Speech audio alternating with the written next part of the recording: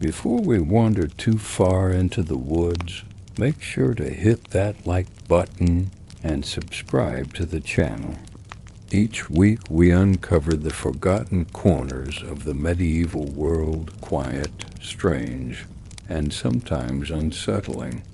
Don't miss what comes next. Tonight's journey begins with something deceptively simple, a forest path, worn by footsteps, shaded by trees, and often forgotten dot in the Middle Ages. Getting lost in the forest wasn't just unfortunate, it was quietly feared, because once the path slipped from your memory, it wasn't just a matter of direction. People believed the forest could let you go stop recognizing you. And once it did, no map, no trail, no prayer could guide you back. It wasn't just about wild animals or the threat of bandits. It was about the uneasy space between the known and the unknown, the boundary between the world you belonged to and something older, deeper, and less forgiving. So, what really happened when someone lost their way in the woods in the Middle Ages? Let's take that first step together and see how far we make it. In the Middle Ages, the forest was not a place of freedom or leisure. It was a vast, unknowable entity closer to a separate world than part of everyday life. To modern eyes, a walk through a forest path might seem like a peaceful escape. But for a medieval traveler, especially one who ventured alone or off course, that path could turn into a trap quietly and without warning. Paths were more than dirt trails through trees.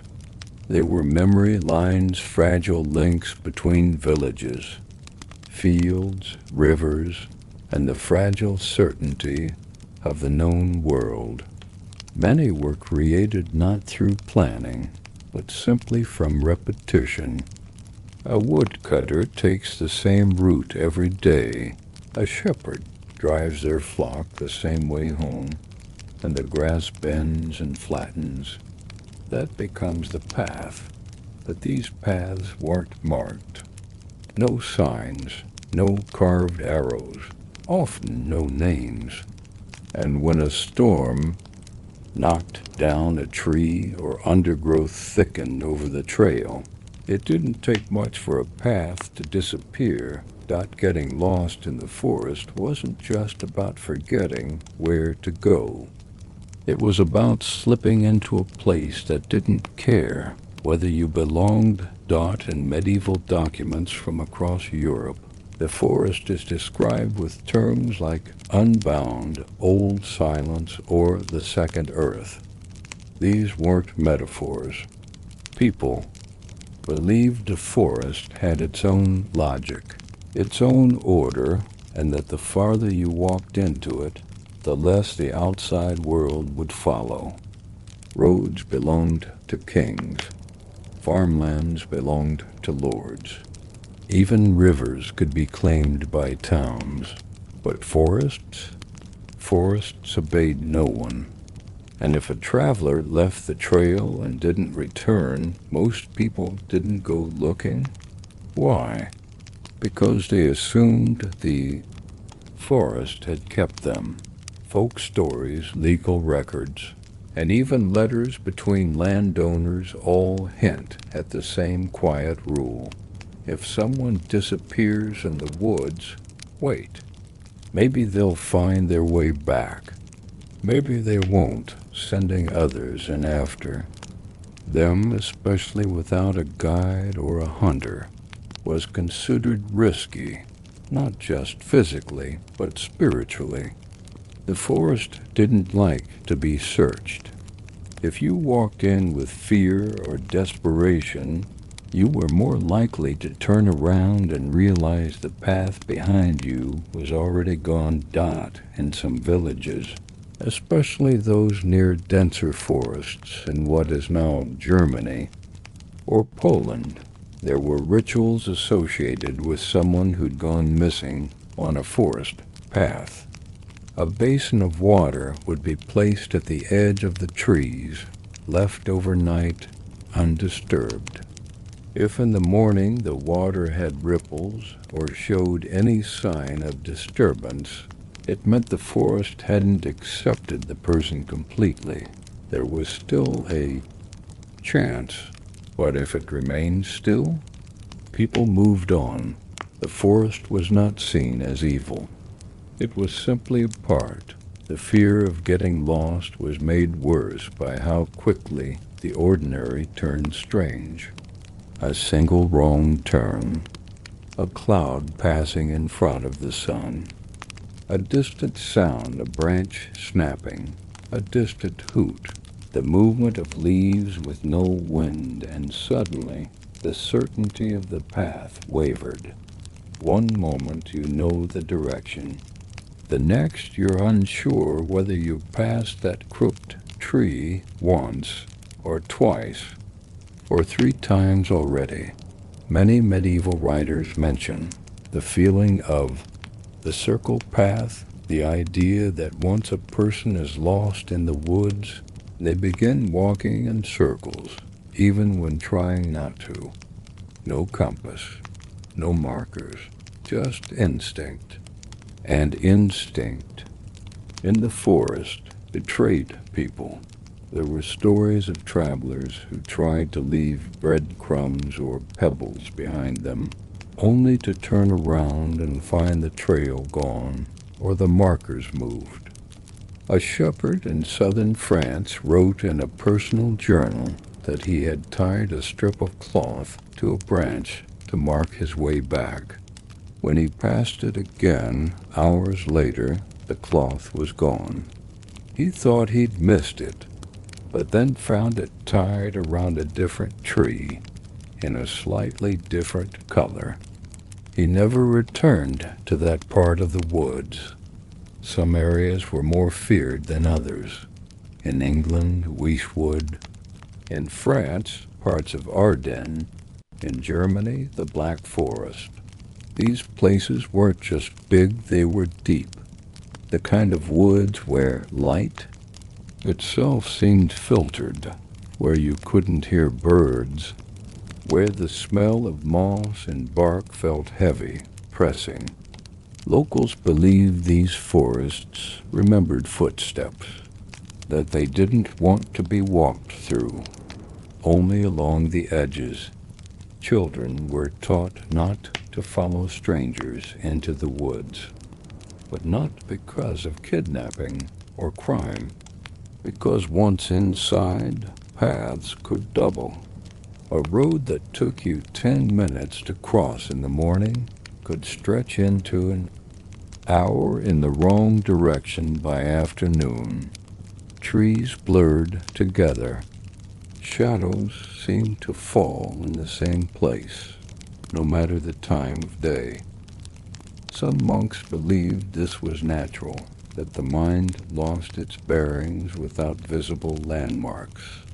Others believed it was more, that the forest contained echoes, old memories, or time loops. A monk from a priory in Bohemia wrote, "I entered to walk to the northern fence. It should have taken a quarter of an hour. It took 6. I saw 3 deer, but heard no birds. I returned with sore feet, but no distance gained." People who came back from being lost often struggled to explain what had happened. They hadn't seen monsters, no lights, no illusions, just a shift, a quiet turning inward. Time didn't pass the same way. Sound didn't carry. Their thoughts grew louder. Their steps lighter. In a sense, the forest didn't trap people. It simply stopped guiding them, because in the Middle Ages, guidance wasn't expected from within. The idea of a trail was that it was made by others, used repeatedly, shared. Once you lost a shared path, you weren't just physically alone, you were mentally separated.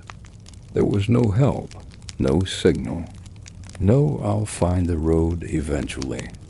You were where you were, and that place might not let go. Some travelers refused to speak of what they saw. A letter from a tanner in 1307 notes, "My brother returned. He speaks little now. His beard grew white in the span of days. He stares often. He never crosses trees again." And then there were the travelers who didn't just vanish, but returned, changed, quiet, afraid of shadows, or obsessed with a path they could no longer find. One woodcutter from northern Italy began building trails behind his house, circling it over and over, convinced he needed to map something right. And so the fear of getting lost in the forest path in the Middle Ages wasn't about sudden danger. It wasn't drama. It was quiet dread. The slow realization that the world had continued without you, that the path no longer remembered your footsteps, that the birds had stopped singing, that even your own voice sounded different among the trees. The strangest part of losing your way in a medieval forest wasn't always the fear, it was the stillness that followed. Not panic, not screaming, just waiting. A hush that settled around you like a second skin.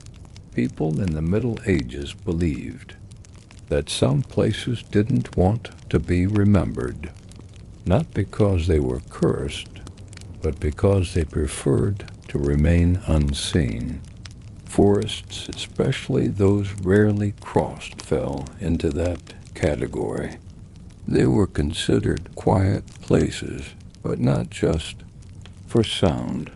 Quiet in the sense that they didn't speak back. They gave no answers, no feedback. You could shout into the trees, and all you'd get was your own breath, bouncing softly against leaves. Travelers who veered off path sometimes reported the same thing. That time slowed, but not in a dreamlike way, more like dragging your feet through something thick. The sun still moved overhead. The shadows shifted, but your steps, your thoughts, they stretched out. The idea of distance began to mean less. You could walk for what felt like hours, only to find a spot that looked exactly the same as where you started. Not similar. Exactly dot. It's not that the forest tricked you. It just didn't care about your direction dot in many rural communities. People whispered about the difference between a forest that let you walk through it and one that let you stay. These weren't just metaphors. They meant it literally, that some parts of the forest only seemed open, that they allowed you in but didn't guarantee your way out. This belief wasn't universal, but it was widespread. In 14th century Bavaria, it was said that if you entered the forest after sunset, even on a well-worn path, you had to keep talking, not loudly, just enough to remind yourself you were still here, that you hadn't slipped into a still place, that the forest still heard you, because silence, they believed, was the first sign you'd gone wrong. Silence meant the trees were listening now. Forest paths weren't just physical lines, they were memory tracks. Each one held the repetition of feet carts, hooves, tools dragged over roots. As long as people used them, they stayed alive. But stop walking them, and the forest reclaims what's its own. And it doesn't always do so with vines and moss. Sometimes all it takes is forgetting. Many travelers carried charms, not because they expected to fight beasts, but because they wanted attention. Bells sewn into clothing, wooden tokens with scratches, bright cloth tied around a staff. These weren't for enemies. They were signals, warnings to the forest. I am not alone. I am remembered. Someone expects me, because once the forest forgets you, that's when paths stop leading anywhere. In border villages, especially those that brushed against deep woods, stories were told of hollow turns, points in the path where, if you looked over your shoulder, you'd notice the road behind you had changed, that it no longer looked like it did 10 minutes ago. And once you noticed that, you couldn't go back, not really, because now your memory was a lie. The only choice left was forward, always forward. Some villagers even had language for this. In a Welsh farming settlement, elders called it turning thin. In Slavic regions, it was known as the fold, as if the world had creased slightly, like fabric. One medieval cartographer wrote in frustration about trying to map a certain woodland trail. No matter how we pace it, the markers never match. A hill we passed vanishes. A bend in the stream unbends.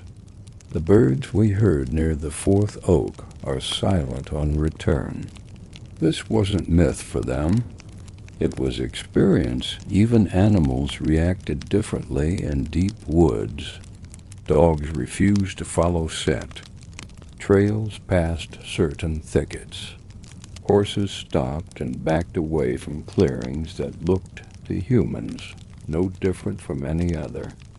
A knight from northern France wrote that his horse quivered without reason and broke free, only to return an hour later with brambles stuck to its saddle and foam at its mouth. And perhaps the most unsettling detail of all, people who vanished. In the woods were rarely found far away. When search parties were sent, and that was rare, they often discovered a missing person less than a mile from the main path.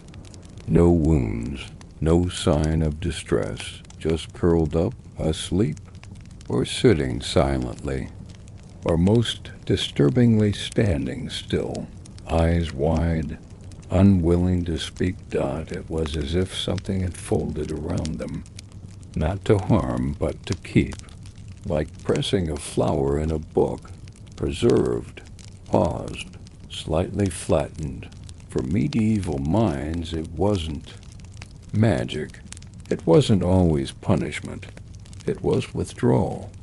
The forest withdrawing you from the world, not cruelly, just naturally, as though you'd walked into a place that never needed you there in the first place. And that was the danger, because unlike hunger, thirst, or wild animals, the forest didn't strike. It waited. And waiting in the medieval world was sometimes worse than being chased. If you strayed too far, there came a moment, not always clear, but always final, when the forest stopped reflecting anything familiar, not just in paths or trees or distance, but in sound. In medieval understanding, a forest had two states, bordered and boundless. The bordered forest was what you knew, paths made by carts, birds that sang the same way every morning, familiar smells of pine, ash, damp earth. Maybe there was a hunting lodge nearby, or a herder's fence, or an old shrine beneath a twisted birch. Even if you were alone, this part of the forest felt human. It tolerated you, but once you passed the invisible line into boundless woods, things began to unmake themselves. It wasn't obvious. No cracking branch, no fog rolling in, just the absence of signals. The birds didn't stop singing, they just sang differently. You'd hear melodies with no rhythm, calls that repeated twice, then never again. The crunch of your boots on dead leaves sounded muffled. Distant rustling never approached. The forest became an echo chamber without echo. Travelers who experienced this often described a sensation not of fear, but of detachment, as if they were being watched not by eyes, but by attention itself, a smothering awareness, like being read by the woods, understood. And if the forest judged you uninteresting, that was often worse than being hunted. In Saxony, woodcutters told of entire tool carts going missing when they cut too deep. Found days later, returned to the edge of the trees, neatly stacked, as if someone had gently returned what shouldn't have gone in. One even claimed that when he came back alone to retrieve a log he had left behind, he found 3 versions of it, each in different stages of rot. One wet, one dry, one decaying. Like a choice he wasn't meant to make. It wasn't magic to them. It was a reminder. The forest did not follow time. And if you wandered long enough, you didn't either. This is why many medieval travelers, especially those who moved on foot, measured progress by encounters, not distance. Did you hear a crow? Did you find old ash from a shepherd's fire? Did you see axe marks on a tree trunk? These weren't just signs of direction. They were evidence that you still shared space with other people, that the forest had not yet decided to fold you away. The longer you went without such signs, the harder it became to remember where you'd started. In more than one chronicle, men and women who returned from being lost reported that names felt strange to say. Their own names, the names of villages. Even simple words like home or bread or stream tasted wrong in their mouths. Not because they'd forgotten language, but because their minds had shifted into a slower, less urgent rhythm. Time spent lost in the woods did something strange to people. It didn't make them more frantic. It made them passive. Medieval scholars didn't know what to call this, but some church scribes and lay physicians kept notes, and many observed the same odd symptom. People who got lost didn't yell. They whispered or spoke to themselves, or repeated phrases they learned as children, a kind of verbal rope, trying to guide themselves back. In one case from 1318, a young boy vanished for 2 days in a forest outside Marseille. When found, he was sitting under a tree, whispering the same word, turnip. When asked why, he simply said, "It's the only one I remembered that belonged to my mother." He couldn't explain further. Others told of travelers who returned, but refused to sleep indoors afterward. They preferred corners, shadowed edges, the base of walls, not because they liked it, but because they no longer trusted wide spaces. The forest had conditioned them to think safety was narrow, dark, and still. Perhaps the most unnerving detail of all came not from peasants, but from educated men. A scribe from Florence described accompanying a party to find a missing friar. After hours of combing the trees, they heard faint humming. They followed the sound and found the friar kneeling, eyes closed, humming an off-tempo tune, gently swaying. When they brought him back to the road, he opened his eyes and asked, "Which world is this?" Not where. Which? That was the question the forest left behind. Because in the Middle Ages, getting lost didn't just mean losing direction. It meant drifting across meanings where your thoughts, your identity, even your presence began. To blur. To be lost in a medieval forest wasn't to be alone. It was to be unanchored. Medieval Europe didn't have search parties the way we imagine them today. There were no maps pinned to tables, no coordinated grids.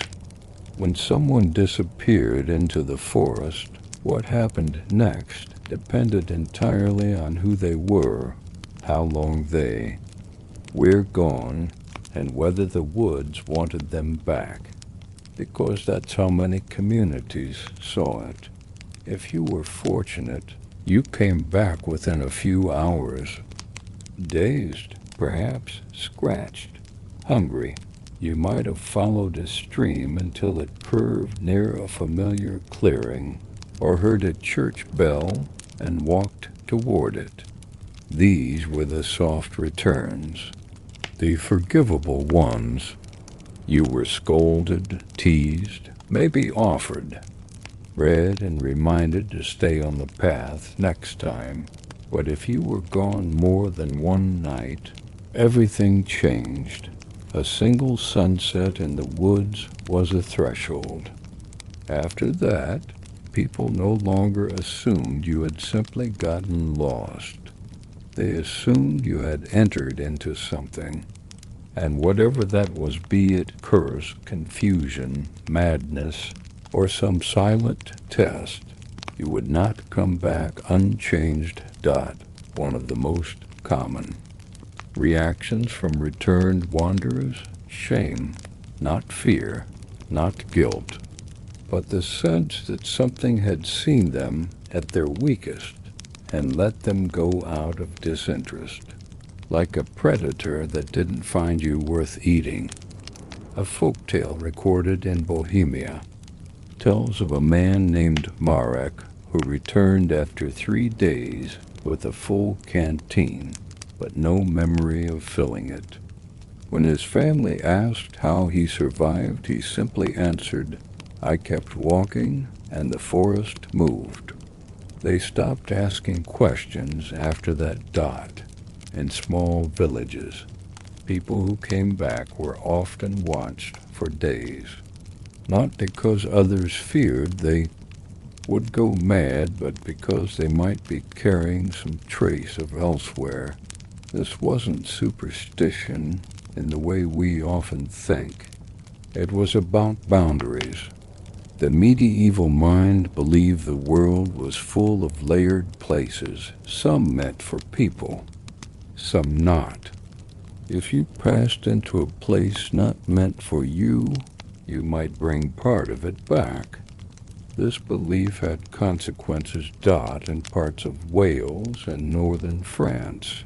People who returned after long disappearances were expected to sleep in a barn for their first night. Back, not because of infection, not because of ritual, but to prove they could stay grounded. If they slept soundly and didn't speak strange things in the night, they were welcomed back into the home. If they couldn't sleep, or worse, wouldn't, it became complicated. Some families even kept a sprig of dried herbs, usually mugwort, or ash leaves above the doorway, not as a spell, but as a signal, a silent way of saying, "You are in the human world now. Stay here." In monasteries, lost and returned brothers were sometimes forbidden from writing or reading for weeks. The fear wasn't corruption, it was language drift, that their minds had begun to think in a rhythm not suitable for human prayer. They were assigned manual labor until the abbot was sure they'd settled again. But not everyone came back quiet. Some came back convinced they had not been alone. A girl in rural Brabant was found walking circles around a tree stump, humming a lullaby no one knew. She was 9. When her parents brought her home, she only stopped when they fed her food baked from their own oven. She refused anything else, not out of tantrum, but out of certainty. "If I eat strange bread," she said, "I'll go back." This was not uncommon. There are scattered records of returned wanderers who insisted on wearing the same clothes for days, or who would not cross running water, or who refused to speak inside buildings. They had developed forest rules, and unlearning them took time. But perhaps the strangest and most quietly terrifying cases were the ones who returned and didn't realize they'd been gone. A shepherd in Burgundy went out in spring to look for a lost lamb and returned as the leaves began to yellow. When asked where he'd been, he laughed. It was only an hour. His wife had remarried. His son had taken over the flock, and he couldn't understand why no one believed him. He was not senile, nor delusional, but time had slipped away from him, or he from it. The forest didn't just take people. Sometimes it returned them and left the rest of the world confused. To be lost in the woods wasn't only a physical condition, it was a disruption of rhythm. The heartbeat of your life, waking, walking, working, eating, got swallowed by a place where those rhythms didn't matter. And even if you came back, you might find that the world you returned to had moved on without you, and you had no idea how to catch up. For all the fear, for all the quiet stories and whispered warnings, people still had to travel, and forests were everywhere. In medieval Europe, dense woodland wasn't just a backdrop. It was the space between things, between towns, between fields, between the known and the unknown. If you wanted to get anywhere, eventually you had to step under the canopy. So people developed habits, not formal instructions. There were few maps, fewer written guides, but traditions, rules passed between travelers and villagers. These were preventive rituals, not just about safety, but about preserving the self when the trees closed in. The first rule: never travel alone if you could help it. Most people didn't. Even if only going a short way, travelers waited for a companion. And if they had to go solo, they'd often delay the journey until someone else could join. A trip delayed was better than a traveler lost. Companionship meant more than just shared eyes or a second pair of hands. It meant shared memory. If something strange occurred, a repeated tree stump, a shift in birdsong, a familiar hill appearing where it shouldn't. Two people could confirm it, or deny it. That consensus mattered. It kept people sane. The second rule: mark your start dot. In many rural places, it was common to leave a small object at the edge of the forest path. A stone, a bit of ribbon, a broken twig, placed purposefully. Not for others, for yourself. If you had to come back that way, you could. Check if it had moved. This wasn't superstition. It was orientation. The mind plays tricks in deep woods. Paths look similar. Trees repeat. But if the thing you left was not where you put it, or worse, if it was moved just slightly, that was a sign. Turn around. Something's off. Some travelers carried small bells or bones carved with notches. They'd drop one at major turns, quietly, not to litter, but to build a trail they could feel their way back along if needed. If nothing else, it gave them a sense of control, a sense that they were leaving pieces of themselves behind, like anchors. The third rule: stick to the trodden path no matter what, even if a new trail looked faster, even if you thought you saw a shortcut. Even if you were sure the fork to the left curved back toward your goal. Woods could deceive. This wasn't a metaphor. Many forests in medieval Europe were dense enough that orientation was nearly impossible without visible landmarks. And when under stress, fatigue, fear, hunger, the brain makes bad guesses. Entire parties were known to walk in circles for hours, convinced they were making progress. So when you found a track, no matter how muddy or faint, you followed it, especially if it showed human or cart prints. And if it narrowed, too narrow for wagons, that was even better. It meant it was used recently by foot travelers like you. Fourth rule: trust birds, not silence. It might sound odd, but this was one of the oldest observations among foresters and traders. Bird song meant life, normality. When birds were singing, the forest was just being itself. But if everything went quiet, no chirps, no rustling, no cause, that was cause to stop. You didn't run. You didn't shout. You simply stood still and waited. Most times the birdsong came back, but if it didn't, and your skin began to crawl, you turned around slowly. You left the way you came. They didn't have the word uncanny back then, but they knew the feeling. Fifth rule: watch for too much beauty. This might sound counterintuitive, but people who spent time in the woods learned that sometimes the forest offered you too much. A clearing that looked like a painting. A pool so still it looked like glass. A ray of sunlight breaking through in exactly the right place.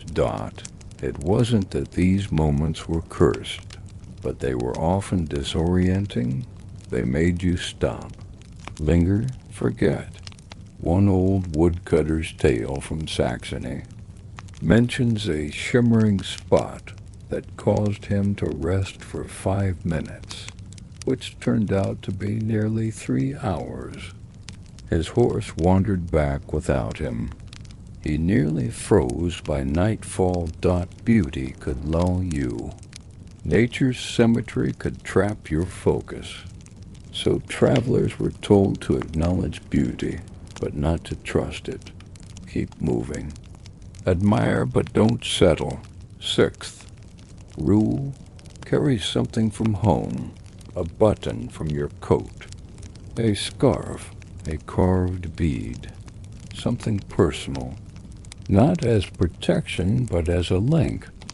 People believed objects held memory, not spiritual power necessarily, but familiarity. If you felt yourself starting to forget your purpose or your direction, holding something from your hearth, your family, your bed could anchor your thoughts, and sometimes it worked. There's an account from 1308 of a messenger who traveled alone through a Carpathian forest. He began to feel confused, circling a grove of trees, unable to find the trail again. In a moment of desperation, he stopped, took off his boot, and found the woven straw lining made by his wife. He pressed it to his face, smelled it. He claimed the path appeared to him again after that. True or not, these stories mattered because in the Middle Ages, being lost wasn't just about space. It was about identity.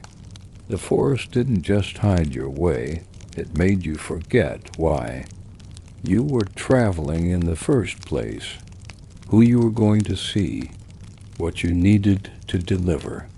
And once that began to erode, you weren't just off the path. You were off the map of yourself. So people traveled with signs, objects, companions, songs, rhymes, anything to help them remember. Because if you forgot, even for a moment, you might be remembered by something else instead. In a medieval village, a missing person wasn't just a personal tragedy. It was a community disruption. Life ran on routines, on patterns, and most people had clearly defined roles. The baker baked, the herder herded, the eldest daughter fetched water. If someone vanished even for a single day, the absence echoed. And when that absence involved the forest, reactions were both practical and laced with a kind of quiet fear. Because unlike death by disease or accident, disappearance had no clean end. It invited questions that couldn't be answered. If someone didn't return from the woods, the first step was usually denial. Maybe he stopped at a neighbor's farm. Maybe she turned back early. Maybe they took the long way round. Villagers gave it until sundown. Unless the person was a child, then the worry came faster. But as night fell, people began to prepare, not for rescue, for searching. The two were different. A rescue assumed the person was somewhere needing help. A search assumed the person was gone, and the task was to retrace their steps. These searches were small, rarely more than 4 or 5 people. They took torches if it was dusk, or waited until first light. They didn't call out loudly, not because they feared something would hear, but because yelling tired you quickly, and voices echoed strangely in the trees. They looked for signs, broken branches, dropped items, footprints near mud. If they found something, they followed it.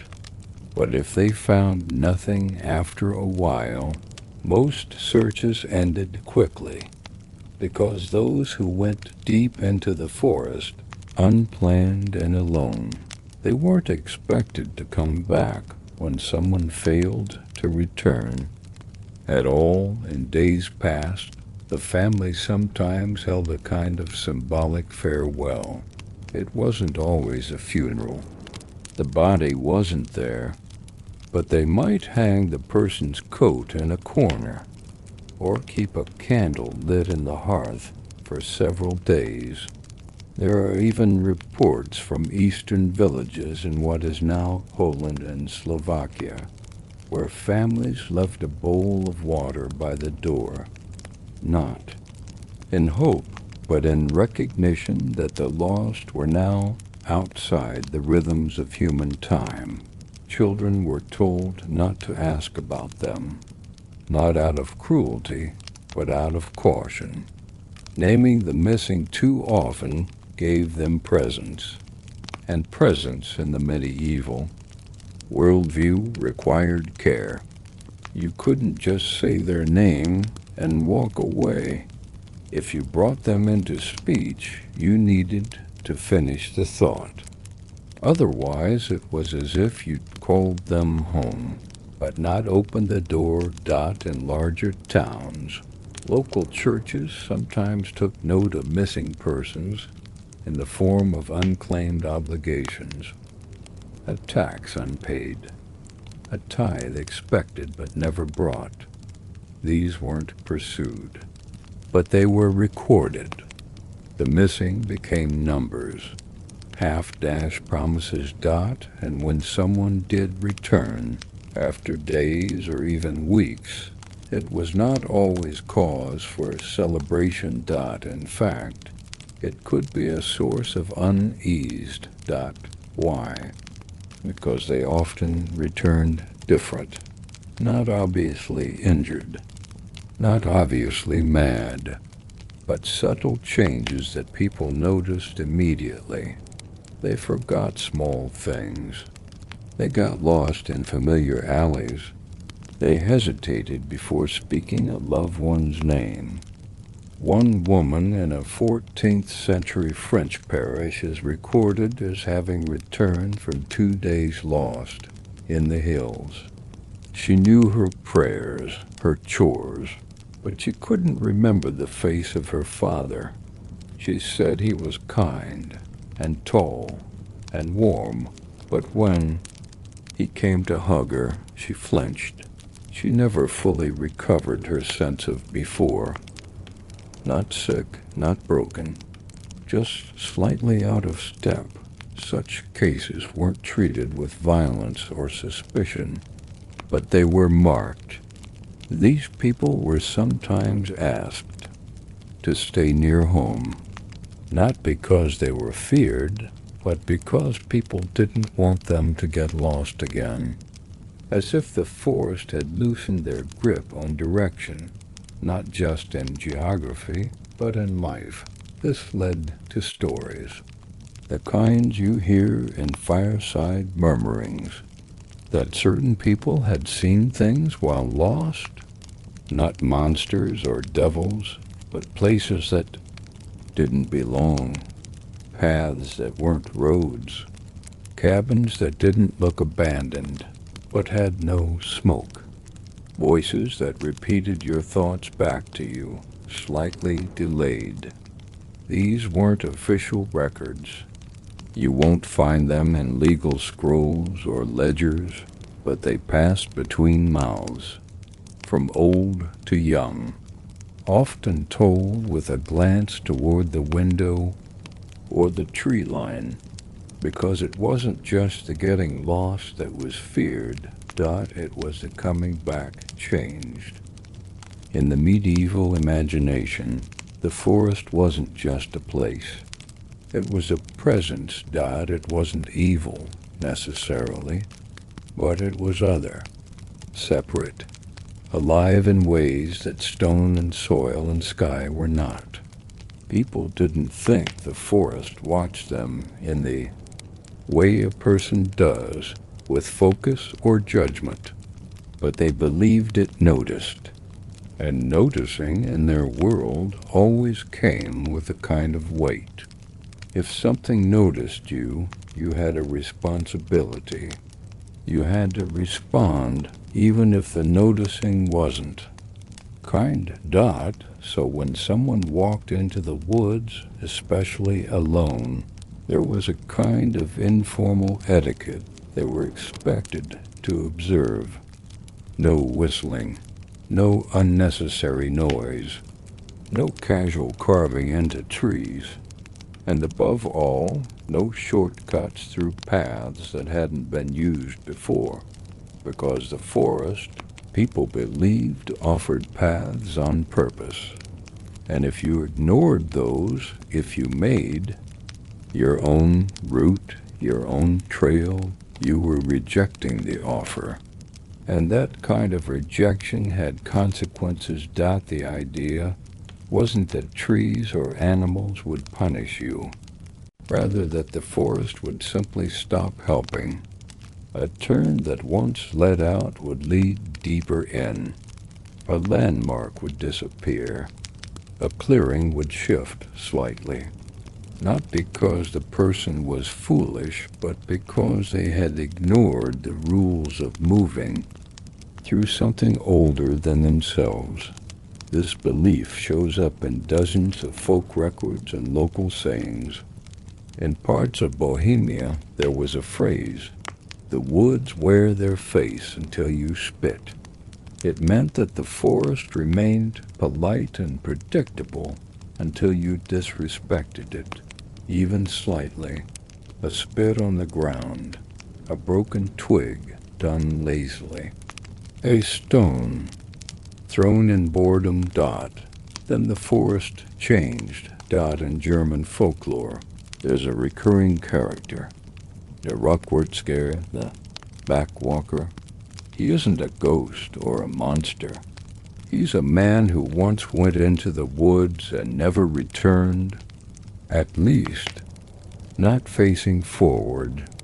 He was found by loggers weeks later walking backward through the trees, not screaming, not even confused, just unwilling to turn around again.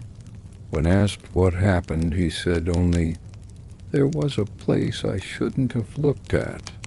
These stories weren't framed as nightmares. They were cautionary tales, not to keep people out of the forest, but to keep them careful.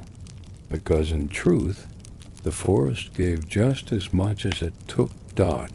It gave firewood, wild herbs, mushrooms, hunted meat, even rare berries and flowers that fetched high prices in nearby towns.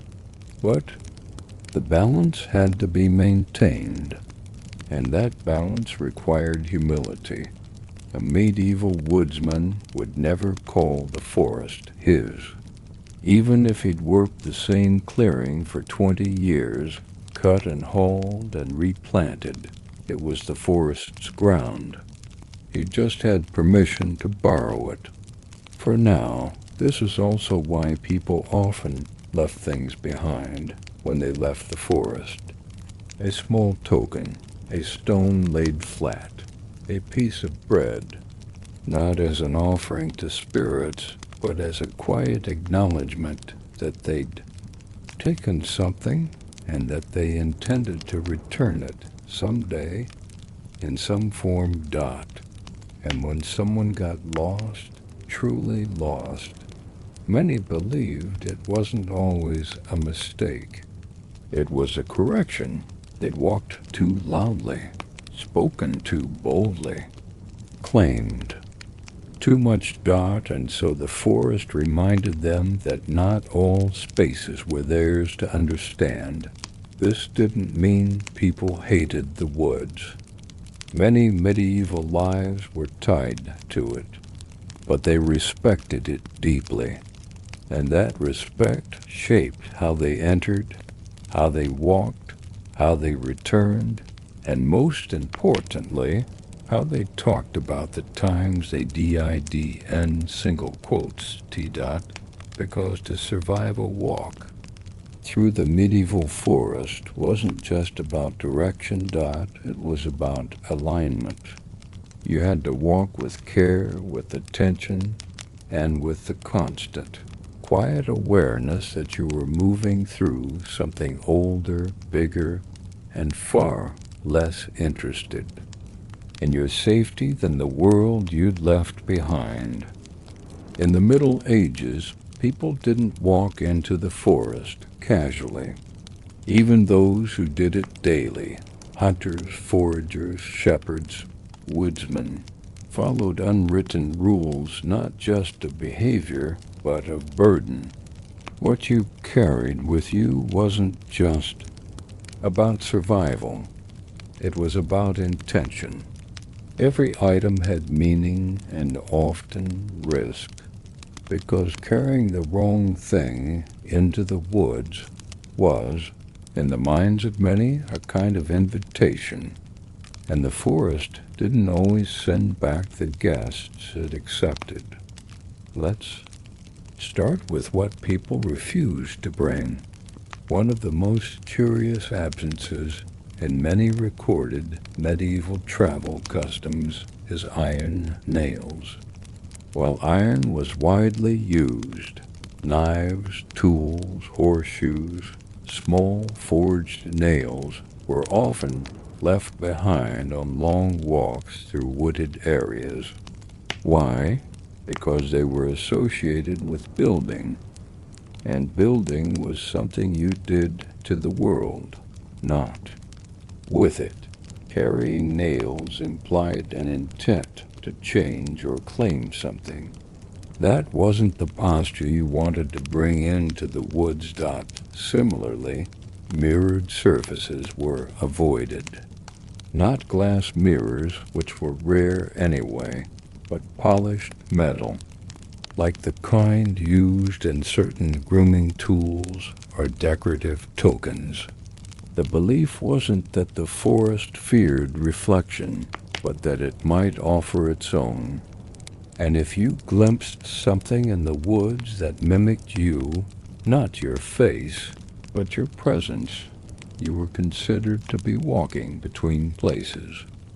Instead, people carried objects that grounded them: a sprig of home soil herbs, thyme, lavender, or rosemary if they had access. These were carried not for protection, but to smell one's way back. The scent of home was a powerful tether in a world where visual landmarks could shift with the light. A bread heel, not for food, but as a time marker. The edge of yesterday's loaf reminded you of the day's start. If you had it at dusk, it meant you'd been too long. A carved token from someone you loved. Not a charm, not a prayer, just a familiar shape, a loop of wood from your child, a smoothed coin from your partner. It was believed that familiar weight in the pocket kept your steps familiar too, less likely to veer off toward paths that didn't lead back. But perhaps the most surprising thing people carried into the forest was silence. Not literal silence. People would talk to their donkeys, mutter prayers, hum songs, but they didn't call out unless necessary. They didn't shout for joy or curse the path, because they believed the forest repeated what you said, but not always back to you. This concept appears in dozens of variations across Europe. In alpine regions, echoes were thought to aid your words. You'd hear them come back, but older, slower, slightly changed. In Slavic folklore, the forest was said to store voices and return them when it thought you needed reminding. So people kept their thoughts to themselves. They didn't joke about getting lost. They didn't dare the woods to show them something, because even in jest, the forest heard in terms of tools. Most people brought a short blade, usually no longer than their forearm, not for fighting, for clearing, cutting kindling, marking trees. But the knife was never drawn unless needed. Drawing it without cause was considered rude to the forest. A water skin never left empty and never filled from standing water inside the forest. You drank only from known streams.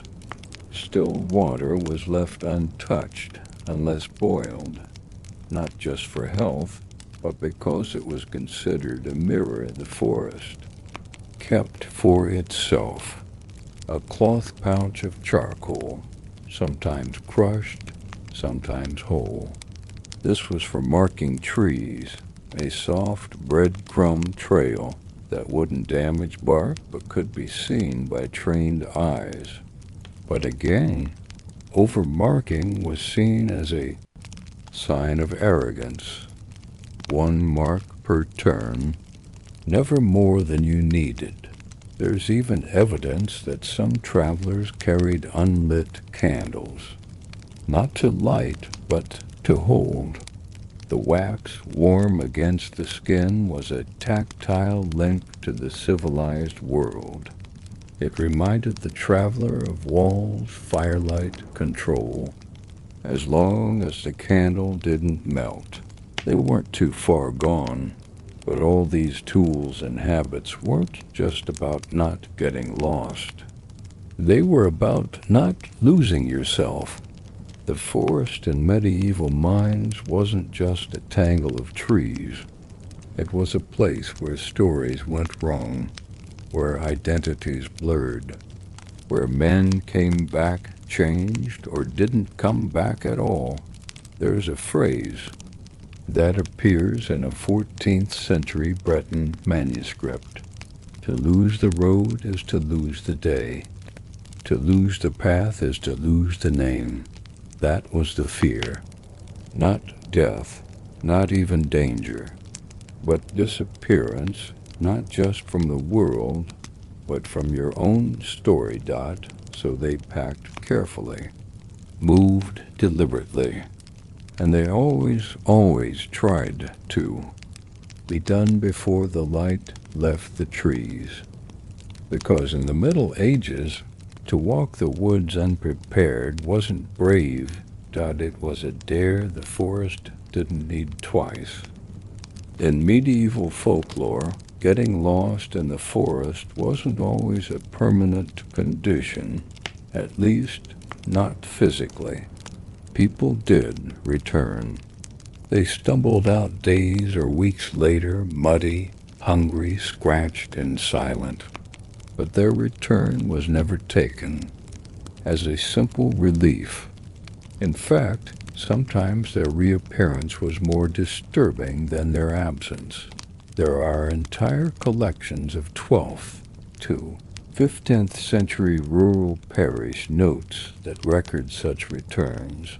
People who wandered too far or took the wrong path at dusk, or went looking for something just beyond the familiar trees. And what unites most of them isn't injury, it's disconnection. They came back, wrong. Not evil, not possessed, just tilted, like furniture that doesn't sit flat anymore. The term used in multiple records, from England to Saxony to the mountain towns of northern Italy, is off the thread, like a button that no longer sits right on the coat of reality. Here's what people noticed. They were slow to speak, not because they were tired or frightened, but because they know. Longer trusted language. Some described it as if the person had to translate their thoughts before speaking them aloud, not from another tongue, but from some other place. They struggled with names of people, animals, places. One shepherd's son in Normandy, after being lost for 3 nights, returned and could no longer say his own dog's name. He called it the other one for months, even though he clearly recognized it. They didn't like mirrors or still water, or the eyes of loved ones held too long.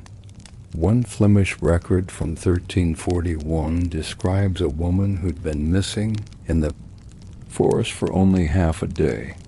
When she came back, she wouldn't enter a room with polished wood or bowls of water. She said she didn't like seeing too many of herself at once. They walked differently, heavier on one foot than the other, or lighter than before. Not limping, just misaligned.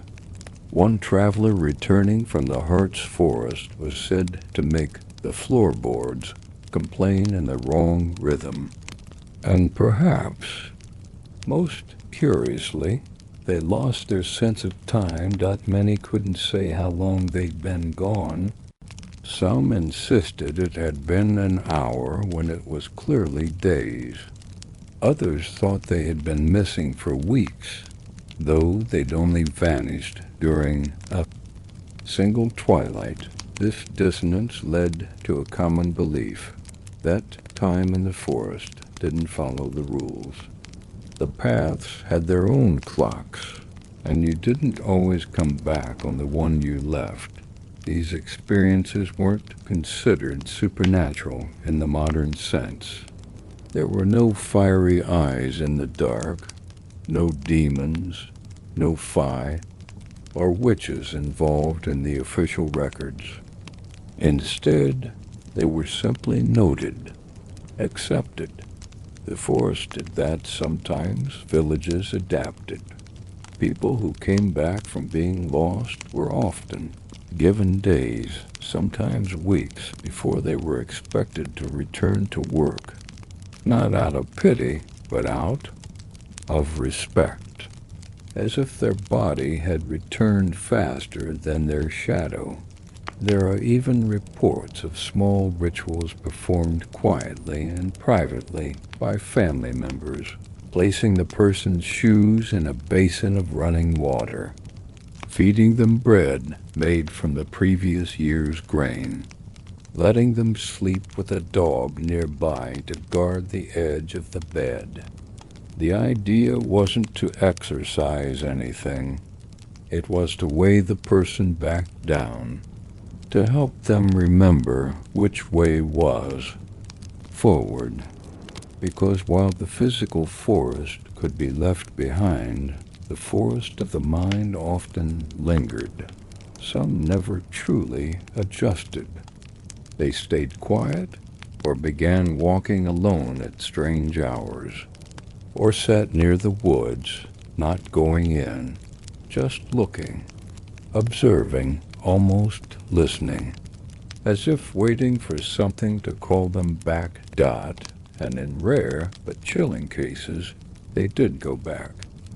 One record from 1398 in a Bohemian border town details the case of a mill worker named Tomas who returned after being lost during a timber gathering trip.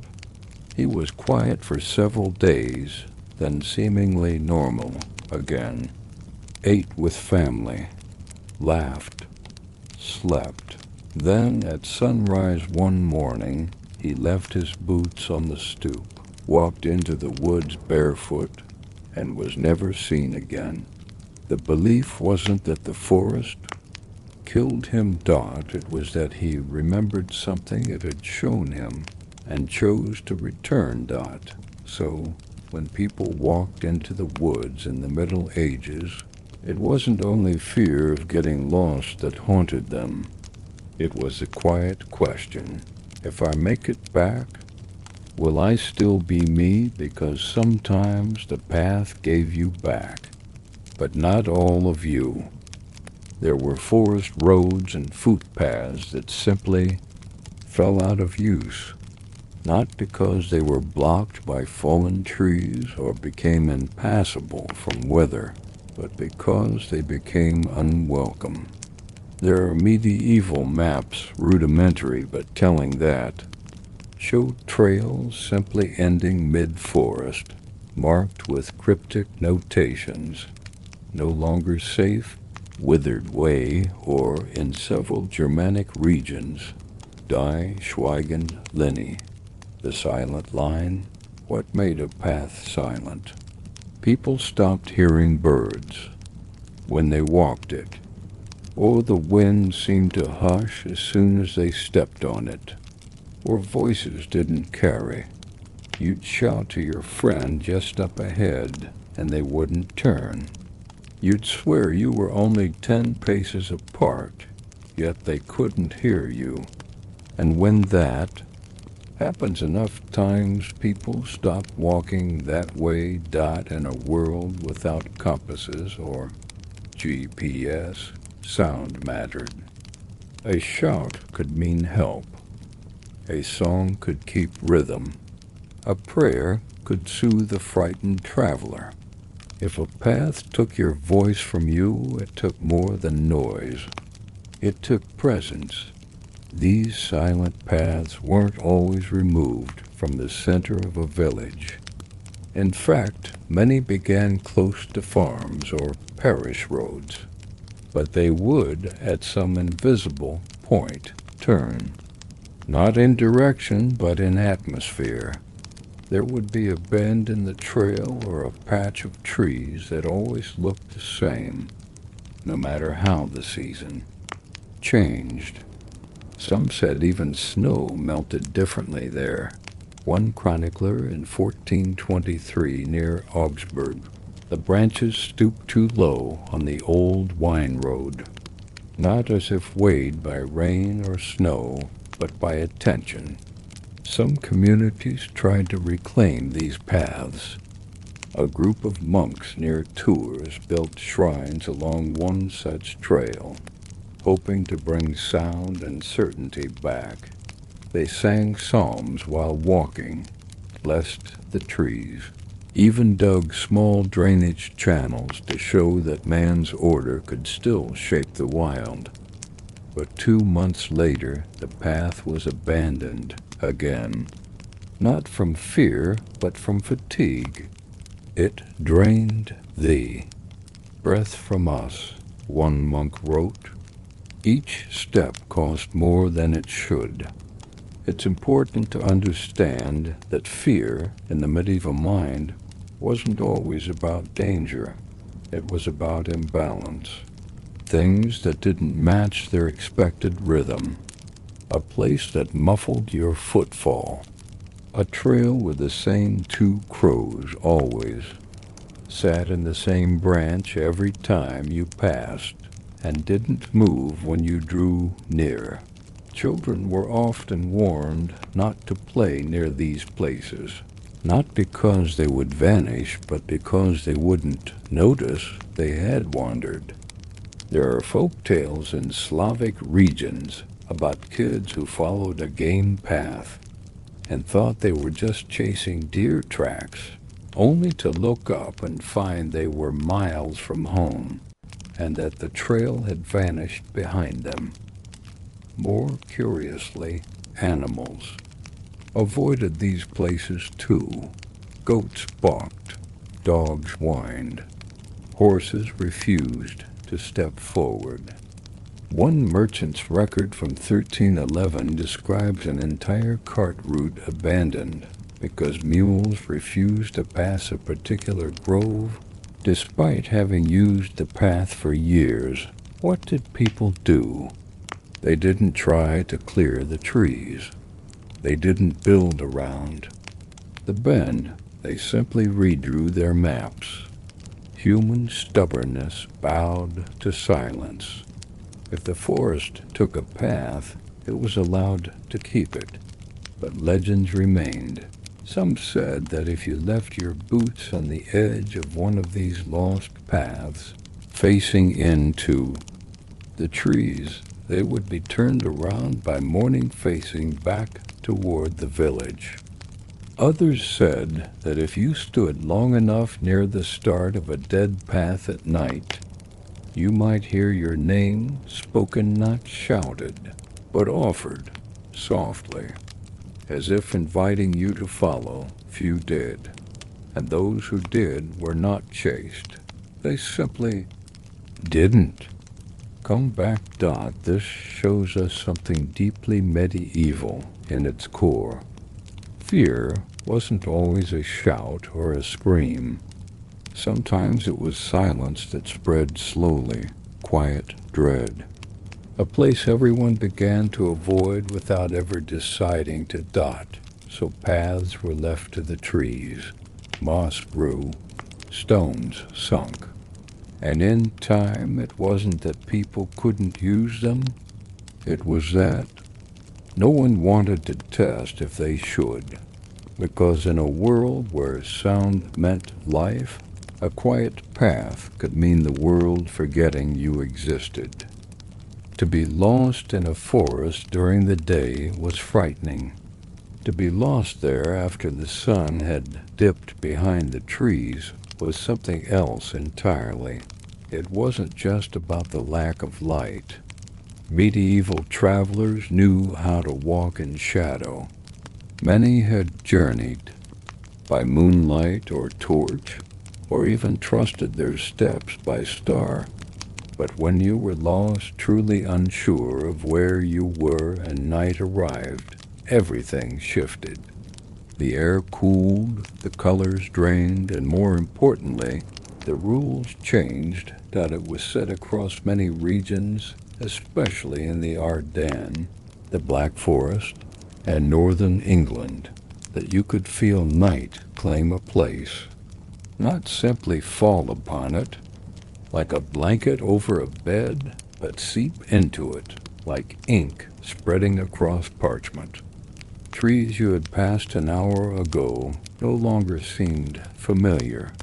Stones you'd marked with a scratch or a ribbon of cloth couldn't be found again. And more than one account mentions the disorienting sensation that the paths themselves had changed direction, as if the forest knew you didn't belong there and was adjusting accordingly.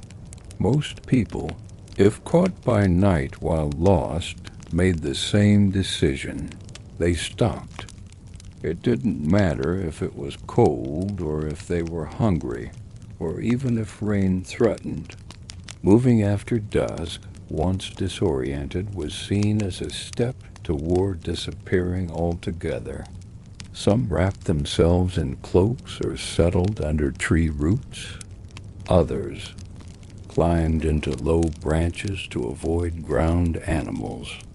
But all agreed, do not continue walking without knowing where you are. Not at night. Not under trees. There are numerous references to this in personal journals, parish warnings, and travel guides of the time.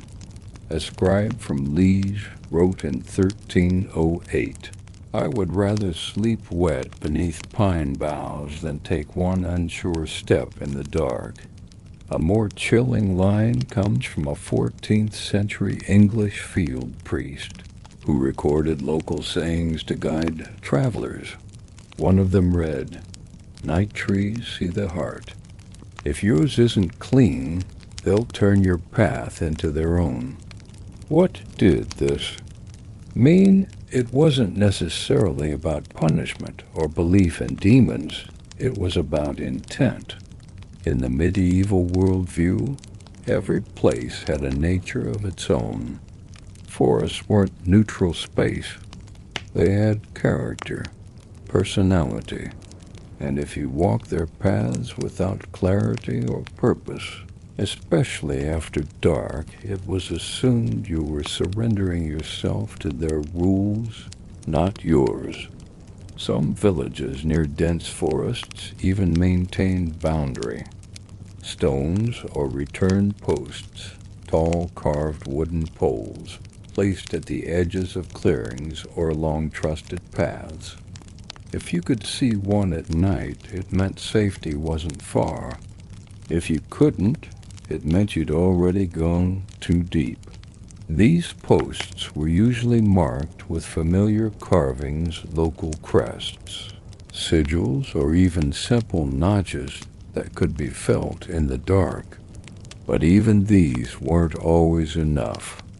One account from Bohemia tells of a boy who reached a return post during a full moon, only to find the carved symbol was not one from his village.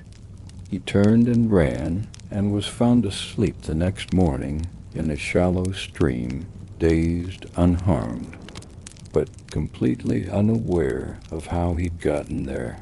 The forests were not malevolent, but they were not passive either. That was the understanding, and so night became a threshold, one you didn't cross in uncertainty. Fire was, of course, a saving grace. A small flame could anchor you. Travelers carried flint, or at least tinder, and many a life was likely saved by a well-tended ember. But even fire had its limits. Some wrote that too bright a flame might attract animals. Others said the real fear was what it didn't reveal. The circle of safety it created was also a circle of blindness, beyond which only shadows moved. You could see 10 paces. Everything else could see you, and those who were most vulnerable were the ones who walked on, trusting that they'd stumble back onto a known path or see the lights of a village. But paths at night often betrayed those hopes. Distances warped. The same patch of bramble would appear again and again. One English tale told of a messenger who saw his own boot prints ahead of him in the mud fresh, not aged. He realized he'd walked in a loop twice, then sat down and didn't move until morning. He survived. Others didn't. Forest nights were not chaotic. They were patient. They didn't pounce. They waited. They listened. And travelers could feel that. Alone, far from bells or walls or cooking smoke, one could feel the forest's presence in the breath between sounds, a rhythm that did not match your own. And so the wisdom passed from elder to youth, from guide to guest. If you are lost when night falls, stay. Do not follow a sound. Do not chase a light. Do not step where you cannot name. Hold still. Be humble. Wait for the sun, because to walk forward in the wrong place at night wasn't bravery. It was permission, and the forest didn't often return what it was freely given. Escaping a medieval forest after being lost wasn't always the relief it might seem. In fact, for many, getting back was only the beginning of another kind of unease. Villages were small, memories long, and stories longer. And when someone vanished into the trees and came back, especially after more than one night, their return was not always met with open arms, because time behaved strangely in the woods. A traveler might claim they were only gone for a single night, but others might swear it had been 3. Some came back wearing their clothes inside out. Others returned barefoot, without explanation. Some didn't speak for a day or more. Others wouldn't stop talking, but about things no one understood.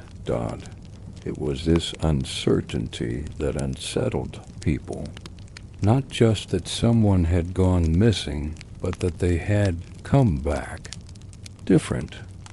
One old record from the Bavarian frontier tells of a herder's son who disappeared while tracking a stray lamb. When he returned 2 days later, he was calm but unfamiliar. He remembered everyone's names but used strange phrases. He avoided the village well and claimed his sleep was too bright. His family accepted him. The village never did. Stories like this were common across Europe, and while they varied in detail, the underlying emotion was the same: mistrust of the changed. It wasn't always spoken aloud, but it showed up in small ways. A neighbor no longer invited you to meals. Someone whispered when you passed. A seat near the fire stayed empty when you approached. There were also cases where returnees were asked to prove something: a birthmark, a scar, knowledge of a shared secret. Most passed these tests, but the fact that the tests existed at all says something about how tenuous identity felt after time in the forest. Why did this happen? Partly, it was fear. The medieval world had few constants: faith, family, the land. And when one of those pillars, like a person, suddenly shifted, it disturbed the delicate balance people relied on. A forest didn't need to be magical to feel like a boundary between the known and unknown. Crossing into it, getting lost within it, and then returning, altered, that wasn't just odd. It was threatening. But there's another layer. Some people didn't want to come back. There are records of individuals who, after returning, grew distant. They slept in barns instead of their homes, ate alone, stared into the tree line too often. One man in a coastal village near Normandy spent every evening at the forest's edge for a month after his return, speaking softly toward the trees. He never explained what he was doing. Another tale from a Saxon abbey involves a monk who disappeared on a routine trip to collect herbs. He returned a week later, silent and withdrawn, unable to complete his prayers. He was removed from duty not because of what he'd done, but because the other monks no longer recognized his presence. He was physically there, but no longer familiar. And then, of course, were those who didn't make it all the way back. Traveler might stumble out of the woods disoriented, miles from home, and refuse to return to their village. They'd settle on the outskirts, build a small hut or lean-to, and live off traded food or what they could forage. These people were often labeled strays, not outcasts by punishment, but by drift, a quiet societal understanding that they no longer fully belonged. To be lost in a forest path in the Middle Ages wasn't just a physical risk. It was a transformative threshold, a test not everyone passed the same way. And whether you changed or merely appeared to have changed, those waiting for you might never see you quite the same again. So people feared getting lost. But in a quieter, deeper way, they feared returning wrong even more. Because in tightly bound medieval communities, where every hand mattered and every story was part of the collective rhythm, even a small break in pattern could echo loudly. And sometimes the person who stepped out of the trees was no longer the person everyone remembered stepping in. By the late Middle Ages, especially in rural Europe, most people understood that the forest wasn't just a place, it was a potential event. Stepping into the trees wasn't like crossing a field or walking a road. It came with a different rhythm, a different awareness. And so, quietly, discreetly, many began carrying certain items whenever they traveled paths that brushed too close to the woods. These weren't weapons. A sword or dagger was of little use if the trees simply shifted around you. These items were smaller, stranger, not quite religious, not quite superstitious. They lived in the space between protection and tradition. And they said something important about the psychology of people who knew the forest might try to keep them.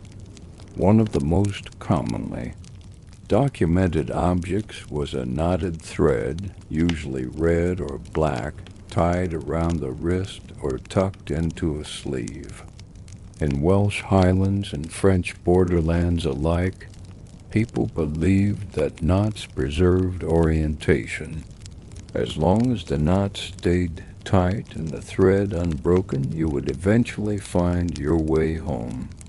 There are dozens of accounts of travelers checking and rechecking these cords at rest stops, some even whispering to them as if the threads could listen. Another item, pouch stones, small, smooth stones taken from well-known places, the hearth, a family grave, the corner of a favorite field. These were not tools. They were anchors. Carried in pockets or pouches, they reminded the bearer of something deeply personal and grounded. Not just where they were from, but who they were. Many believed that by holding these stones tightly, especially during moments of panic or disorientation, you could keep from drifting too far in mind or spirit. Among some Slavic communities, there was the use of reverse shoes, that is, sandals or wooden clogs with the right and left intentionally swapped for a portion of the journey. The logic wasn't always clear, even to the wearers themselves, but some old travelers' songs reference this act as a way to confuse the trees, as if misleading your own footprints gave you a temporary advantage against the forest noticing your presence. In northern Italy and parts of Austria, women sometimes tucked a mirrored token inside their blouses, not for vanity, but because it was believed that the forest did not like to be seen. A mirrored surface, even small and dulled by age, might repel attention. These mirrors were rarely used openly, but their presence was a comfort, and oddly they were almost never passed down. If someone came back from the woods, the mirror was usually buried or hidden, not reused. Children, too, had their safeguards. In German-speaking regions, mothers tied thread dolls made of straw and scrap fabric to their children's cloaks when they had to accompany them near wooded areas. These dolls were faceless, limp, and never played with. Their only purpose was reminder that someone expected them home. Some children would talk to the dolls if they grew frightened. Others were told to show the doll the path if they felt confused. Like it was a test they could help each other solve. And then there were whispers. Phrases memorized but not spoken aloud unless absolutely necessary. A kind of verbal key. Old Flemish travelers carried rhymes passed down from grandmothers, recited only if they felt the forest watching. In Estonia and parts of Lithuania, elders taught their kin single-line utterances, half poems and broken metaphors that could be spoken once and never repeated. The idea was that the forest might be listening, but not always understanding. A single clever phrase might buy you space. All of these tokens, threads, stones, dolls, rhymes, had no universal rule book. No one taught them in schools. No law enforced their use. Yet, across miles and centuries, the same patterns reappear. A shared logic. The forest is unpredictable, and if you enter, you should carry something of yourself, something real, to hold on to.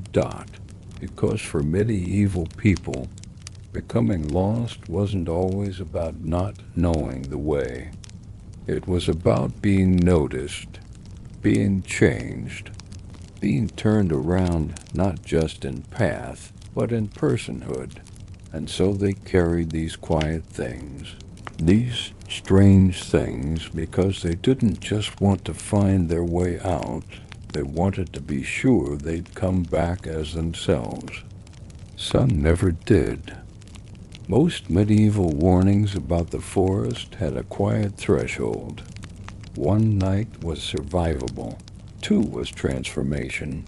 If you spent a single night lost in the woods, people would pity you, ask you questions, offer you hot broth and perhaps a small blessing. But if you were gone 2 nights or more, people looked at you differently. You were back, yes, but not entirely. This fear wasn't theatrical or steeped in fantasy. It was built on centuries of oral tradition and real experience. People got lost, they were found, and some came back altered, not injured, not mad, just off. They looked away when spoken to, ate less, walked slower, forgot things they once knew by heart, like their dog's name or how to tie a certain kind of knot. Others began new habits without knowing it, humming odd tunes, refusing to walk near trees, waking suddenly at dusk dot. So what was the fear, really? Not monsters, not even spirits. It was transformation through subtle erosion, the idea that the forest, given enough time, could wear down the edges of who you were until you forgot to be yourself. Villagers in eastern France used to say, if the sun sees you twice among the trees, you begin to grow bark on your thoughts. That was poetic, sure, but it meant something real, because by the second night, something changed, not just in the lost person, but in the way they were perceived. Returning after 2 nights often described the forest differently. The sounds no longer frightened them. The dark didn't feel hostile, only quiet. Some spoke of paths that hadn't been there the day before, or animals that sat too still, almost as if watching.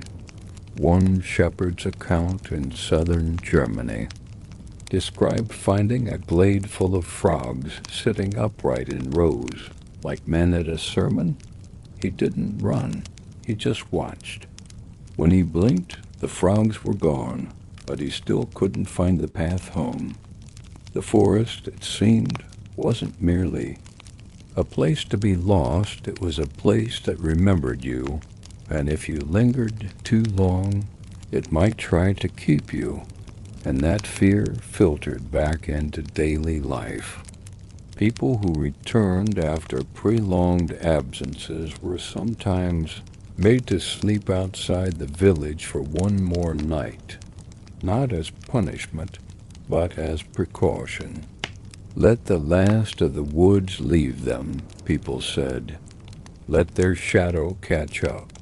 Some communities even kept special reentry herbs, bundles of dried rosemary, elderflower, or vervain that were burned when someone returned. These weren't blessings or exorcisms. They were reminders of smoke, of hearth, of home God. Other places had rituals, small ones. In one Hungarian village, returnees were offered salt and flatbread, but they had to say their mother's name before eating, not as a test, but as proof that they remembered where they came from. Because if the forest stole anything, it wasn't your soul dot, it was your sense of direction inside yourself. And this fear persisted, not because people vanished, but because they came back with new silences. They paused before answering simple questions. They hesitated in the doorway. They sometimes stood in the middle of a room, listening to something no one else could hear. One account from Yorkshire tells of a young girl who was lost for 3 nights and found near a stream, perfectly calm. She knew everyone's name, but refused to speak indoors. For the rest of her life, she stood by the door when spoken to, as if afraid of walls. What did she see? What did the forest teach her? No one knew. She never said, but stories like hers multiplied. And so, the message echoed louder. Don't stay more than 1 night. If you must, don't sleep in the same place twice. Don't eat what wasn't yours. And if you see a light, don't follow it, because the second night wasn't just time passing dot. It was the forest beginning to speak back. Not everyone feared the forest the same way. While most villagers would warn you away from woodland paths at dusk, a small, peculiar group existed across Europe who voluntarily entered the forest, not to hunt or gather, but to follow the lost. They were not priests, they were not soldiers, and they certainly weren't heroes. They were known by many names: Wegzer in parts of Germany, Segadors in northern Spain, breadcrumb watchers in the Low Countries. Their job? If someone didn't come back by morning, they'd go in after them. But they didn't search in a panic. These weren't frantic rescue efforts. They walked quietly, slowly. They didn't call out the lost person's name. In fact, calling was discouraged. According to one account from the 1300s in the Ardennes region, shouting a name in the forest at night could wake the second path, a trail that looks like it leads home but loops deeper and deeper inward. So how did they track the lost? With what they called signs of forgetting. That meant things dropped on purpose.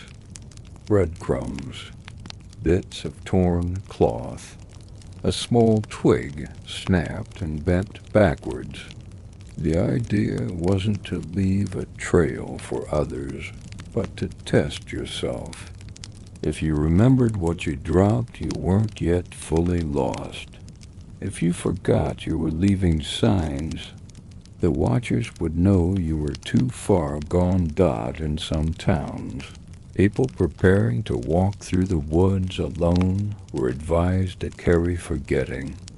Charms, small, mundane objects, like an unfamiliar button or a coin from another region. If upon return they didn't recognize the object in their own pocket, it meant they'd started to turn. Their mind had shifted, if only slightly. The breadcrumb watchers looked for subtle cues, impressions in moss, broken ferns, footsteps that circled instead of crossed. And sometimes, they'd find no trail at all, just an open glade, or a path that ended at a tree that hadn't been there the day before. When that happened, they didn't dig. They didn't push on blindly. They waited, according to old journals from 14th century Brittany. Watchers would sit for hours at the edge of a silent place, a stretch of forest where birds didn't sing and air didn't move. They waited for the forest to decide if it would give the person back. Sometimes it did. Often it didn't. But here's the strange part. Not all breadcrumb watchers wanted to bring people home. some entered the woods hoping to encounter the lost. Not to rescue them, but to understand what they'd become. There are unsettling records of watchers who returned not with missing travelers, but with drawings, descriptions, songs half remembered from deep inside. One Flemish man in 1381 emerged after 3 nights with a list of words that didn't exist in any language, claiming they were taught to him by a barefoot man walking backwards. The town scribes dismissed it, but others ... took notes ... because even fear in the medieval world had its students. Not all watchers retired. Some disappeared entirely. One woman in southern Germany followed a missing boy into the forest in 1299 and was never seen again. But her satchel was returned hung on a fence post at the village border, as if placed there deliberately. No one claimed to have found it. After that, the village banned all rescue missions past the first night. If you weren't back by dawn, they waited until noon the next day. Then they lit a small fire at the path's entrance, said a few quiet words, and closed the book on your name. The forest had made its choice, and the breadcrumb watchers, those strange, solemn wanderers who stepped into uncertainty again and again, they weren't seen as saviors. They were seen as people who knew how far was too far. And they walked that line not for glory, but because someone had to remember where the trail ended. In the quietest parts of the medieval forest, far from towns, rivers, and even hunters' posts, there were stories of paths that didn't stay still. Not in the way trees sway or leaves rustle, but in a deeper, more disturbing sense. These were called echo trails, paths that followed you. The first recorded mentions of echo trails date back to the late 1200s in Eastern Europe, particularly in dense woodlands of what is now modern-day Poland and Slovakia. Local accounts describe travelers who walked confidently down a dirt path, only to hear the sound of 2 sets of footsteps. There's ... and another following a split second behind, never catching up, never falling behind, just mirroring. What unnerved people most was not the sound, but the timing. Some tried to stop abruptly, expecting silence behind them, but the second set of steps would stop just a moment too late. A breath's delay, enough to make it clear you weren't echoing yourself. Something else was echoing you. These weren't necessarily haunted tales. Medieval people didn't always leap to supernatural explanations. In many cases, they believed the forest itself had memory, not thought, but reaction. A path walked too many times might learn the person walking it. And if you changed direction too quickly, or hesitated, or strayed from your usual rhythm, the trail could respond. There were preventative measures. Villagers warned not to walk in perfect rhythm. Never let your steps be too even. A staggered gait, a slight limp, or switching foot patterns every so often was said to confuse the trail. Children were taught to hum softly while walking, as the trail might try to match only your movement, not your voice. If the forest didn't catch your pattern, it wouldn't remember you. But if it did, the signs were subtle at first. returning home and finding dirt on your doorstep that didn't match the local soil, discovering your boots beside your bed when you were sure you left them near the hearth, and most eerily, seeing your footprints your exact size, your exact shape already pressed into the earth on a path you hadn't yet walked that day. This gave rise to a specific phrase, the second walk. To say someone was on their second walk meant they were being echoed, mirrored. A path had begun to trail them. The echo trails weren't considered malicious, not at first, but they were persistent. And if you didn't break the rhythm, if you walked them too often or too trustingly, there came a point where you no longer knew whether you were walking the path or the path was walking you. In the Austrian Alps, there is a strange tale of a charcoal burner who moved between two villages 3 days a week. His route was regular, always the same, and one spring he began arriving at his destination before he left. He'd show up with his cart confused, out of breath only, to be told he'd already been there that morning. The villagers said he dropped off a bundle of charcoal, greeted people, and left. But he remembered none of it.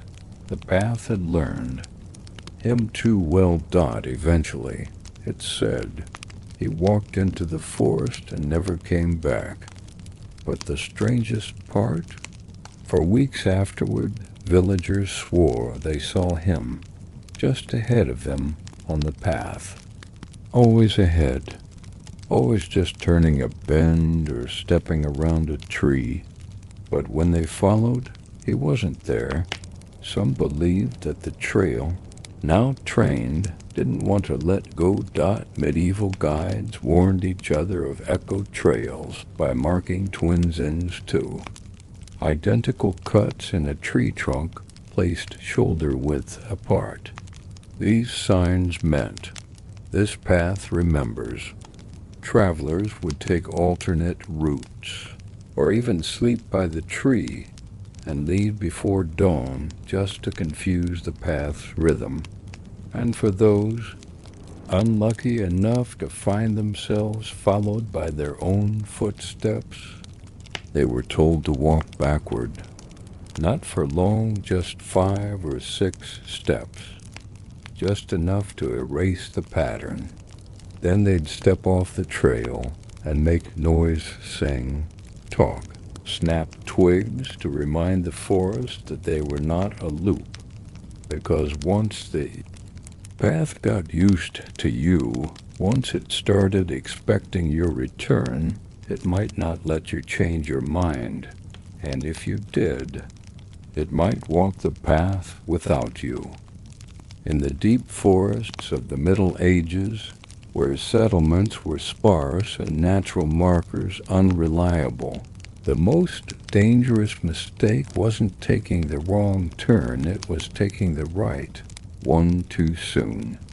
Across records from 12th, 5th, 10th century Central and Northern Europe, travelers occasionally reported a strange occurrence.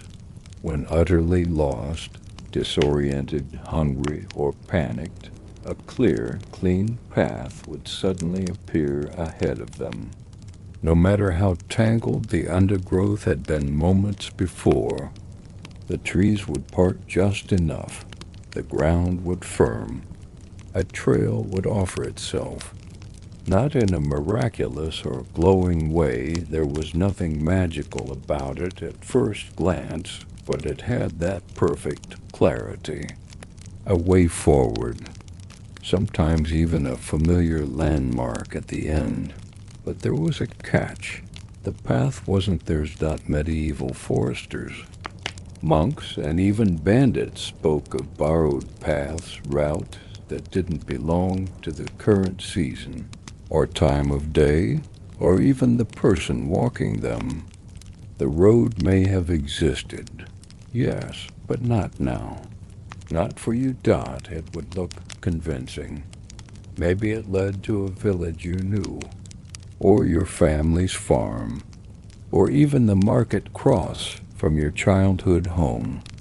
But those who stepped onto these trails quickly noticed oddities: trees with leaves from the wrong season, distant sounds, bells, dogs, laughter that didn't match the silence of the forest around them, or worse, the absence of their own noise.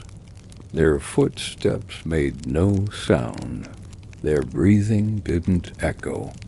The birds nearby kept singing, uninterrupted. That was one of the key signs.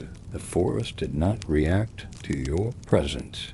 This terrified medieval people more than shadows or wolves, because in a world where even a snapped twig could alert danger or draw help, being in a space that ignored you meant something was fundamentally wrong. One widely shared tale from 14th century Alsace tells of a young messenger sent to a monastery who vanished for 3 days. When he returned, he insisted he had delivered the letter and been fed a warm meal, only to discover the monks hadn't seen him at all. He described the path in vivid detail: the apple trees along the way, the low stone bridge over the stream, the thatched gatehouse. It all matched, except the trees he mentioned had been cut down 10 years earlier. The bridge had collapsed the winter before, and the gatehouse hadn't been in use since a fire 2 summers ago. What he walked was a perfect version of memory borrowed from the past. Others had similar experiences, but with futures they couldn't recognize.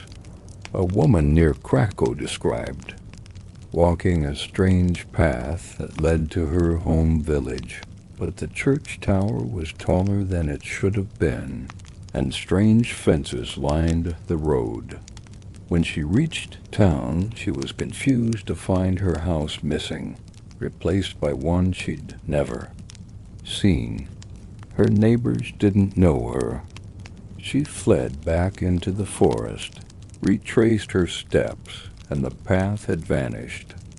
Some medieval thinkers, particularly among early scholars, believed these borrowed paths were folds in space, places where time bent slightly or memory pressed too heavily on the land. Others simply called them false ways and left it at that. But one belief was common: you must never speak on the path. Speech, they said, was recognition. To name what you saw was to accept it. And the moment the forest believed you believed, the path might close behind you, and you'd be caught in a world that was real enough, but not yours. Those who returned from borrowed paths were often dazed, pale, or slightly changed. Sometimes they came back aged. Sometimes they seemed not to recognize certain people. Occasionally, they were quieter. Borrowed, people said, not in body but in certainty, as if some piece of them hadn't returned quite right. In certain regions of Brittany and the Pyrenees, charms were worn to prevent such moments. Bits of iron, tiny bells, or even coarse salt in a pouch around the neck. Not to ward off spirits, this wasn't about demons, but to remind the wearer of weight and place and season. To keep them anchored, to keep them from borrowing back a path that had borrowed them. The most unsettling thing? The clarity of the trail. Everyone agreed, the more lost you felt, the more perfect the borrowed path appeared. It always felt like a gift, a solution, a kindness. That's what made it dangerous, Dot, because in the medieval forest, the path that offered itself too easily was rarely the one meant for your feet.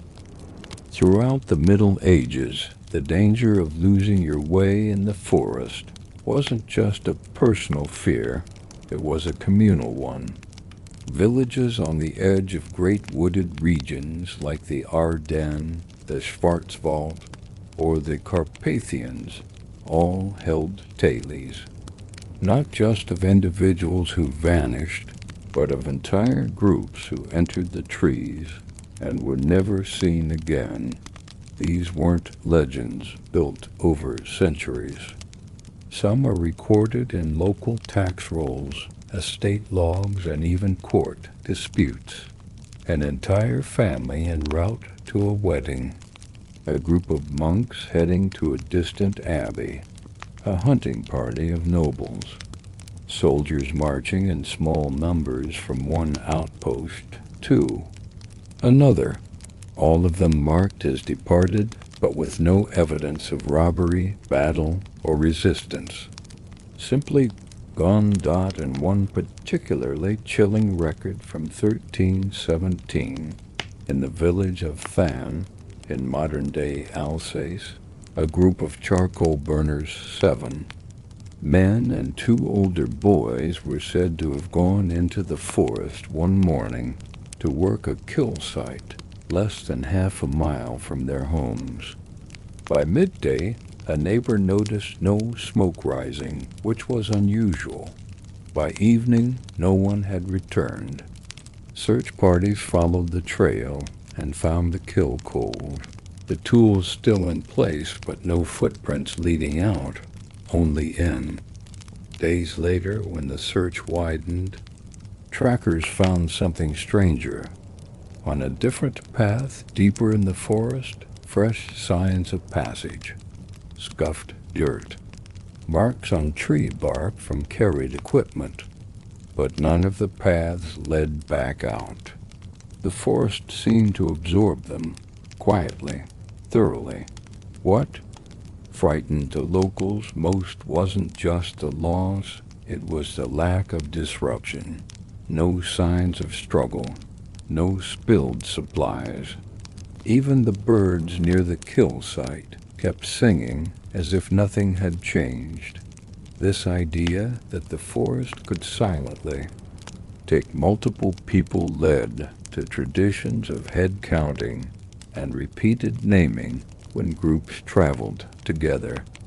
In many German-speaking regions, it became customary for groups to stop every hour circle, and each member to say a line from a familiar prayer or poem aloud, not for religion's sake, but to ensure everyone was still real, that they still recognized each other's voices. Stories began to circulate of groups getting separated, even though they claimed to be holding hands, or of someone noticing a fellow traveler had been silent for too long, and when they turned to speak, they were walking alone.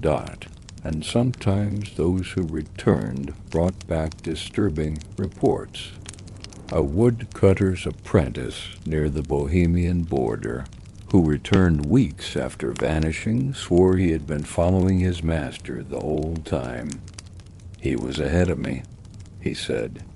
"I could see his axe swinging," but when villagers asked which way he'd gone, he pointed toward a ravine that had collapsed in a landslide years earlier.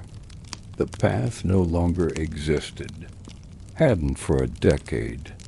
The boy couldn't explain it, only that it had felt completely familiar. These phenomena fed into growing fear of what locals began calling the doubling woods, areas where the forest seemed to fold, or mirror, or replay routes incorrectly, where paths looked familiar but weren't, where distances warped. Some believed that certain parts of the forest remembered people who had walked them before and would replay those memories, not as visions, but as full, convincing experiences. And if you were with someone who had walked the woods often, especially someone elderly or forgetful, the forest might show you their version of the trail. The one from 30 years ago, the one that no longer existed. And once you began following that path, you were no longer walking in the present. This could be survivable for one, but for a group it was fatal, because memory fragments especially, shared ones, don't align perfectly. Everyone would begin seeing something slightly different. Abandon the trail that only one person remembered. A tree that someone swore had fallen. A clearing that someone else believed never existed. Consensus would break. Group cohesion would crumble. And in the moment when voices began to contradict, the forest would fall quiet again, and hungry. Certain villages near old war-torn forests kept logs of who entered and when. If a group didn't return, their names were never erased. Not even a generation later, as if expecting the forest might someday release them, or someone claiming to be them. A final detail, one that reappears in different regions and languages. In multiple cases where a lone survivor returned from a group disappearance, they reported the same thing: laughter, faint but distant, heard. When they finally found their way out, not cruel laughter, not joyous either, just not theirs. Getting lost in a forest today is an inconvenience, but in the Middle Ages it was a threshold, a line between the known and unknowable. Paths weren't just roads through nature. They were memory lines passed by feet and stories. To step off, one wasn't just to lose direction, it was to risk losing your place in the world entirely. The medieval person didn't fear the forest simply because of wolves, bandits, or cold. They feared what the forest represented, a place beyond order, a place where time bent, where memory failed, where even familiar faces could lead you astray. And worst of all, a place that sometimes noticed you, even when no one else did. Across the countless stories, logs, and whispered accounts, a clear truth emerges. In the Middle Ages, the forest wasn't just a setting, it was a character.